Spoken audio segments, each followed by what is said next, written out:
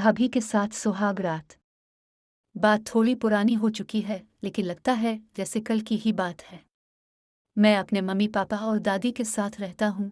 एक बार मेरे mummy papa को मेरे मामा की बेटी की शादी में लुधियाना जाना पड़ा। उनकी एक ही बेटी है, इस वजह से शादी भी बड़ी धूमधाम से हो रही थी। दिक्कत ये थी कि मेरे बीटेक के एग्ज़ाम चल रहे थे, इसमें जा नहीं सकता था, और मेरी नानी बहुत बुजुर्ग होने की वजह से नहीं जा सकती थी। वो सारा दिन या तो इबादत करती रहती है या बेड पर लेटी खर्राट मारती है। लिहाजा ये तय हुआ कि एक हफ्ते के लिए मेरे ताऊ जी की छोटी बहू, जिनकी शादी सिर्फ गुज़िश्ता माह ही हुई थी, को बुला दिया जाए। पापा ने ताऊ जी को फ़ोन करके सारी बात बता दी और कि छोटी भाभी को भेजने के लिए कह दिया।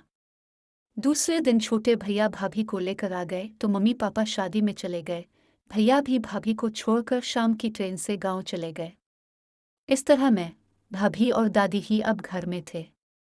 भाभी 5 बहनों में सबसे छोटी है और इस वक्त सिर्फ 1 साल की थी, जबकि मेरे भैया 35 साल के थे। इस बेमेल शादी का सबब भाभी के वालिद का ना होना और बहुत ही गरीब होना था। उधर बेरोजगार और नशेड़ी होने की वजह से भैया की भी शादी नहीं हो रही थी, लेकिन ताऊ जी पुलिस में इंस्पेक्टर थे, लिहाजा उन्होंने किसी तरह चक्कर चलाकर ये शादी करवा ली। भाभी क्या थी, बिल्कुल अप्सरा, इतनी खूबसूरत कि छूने दो तो मैली हो जाए।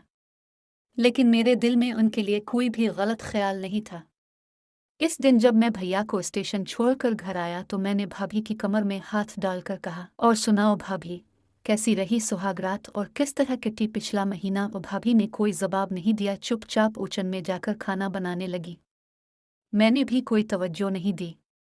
रात को मम्मी पापा थे नहीं, सो मैं जाकर 1 क्वार्टर व्हिस्की का खामोशी से लाकर पी गया और भाभी से बोला, भाभी जल्दी खाना लगा दो, मुझे नींद आ रही है। भाभी बोली, नींद आ रही है या दारू चढ़ गई है? मैंने आहिस्ता से उनसे खामोश रहने की रिक्वेस्ट की और फौरी तौर पर कमरे में जाकर लेट गया, लेकिन मैं स्टोर से भाभी के लिए बिस्तर निकालना भूल गया। रात में जब मैंने करवट ली तो मुझे लगा कि कोई मेरे सवा लेटा है। मैंने उठकर लाइट जलाकर देखा तो भाभी मेरे बेड पर ही लेटी थी। सोते में इनके सीने से पलो हिट गया था और नीचे से भी साड़ी घुटनों से ऊपर आ चुकी थी। इन मस्त चौची और हमवार दो दिया जागहों को देखकर मेरा सारा नशा हिरन हो गया। भाभी कहीं जुग न जाए इसलिए मैंने फौरन रोशनी बंद कर दी, लेकिन वो चौची और जागहों का सीन मेरी हालत पतली कर रहा था।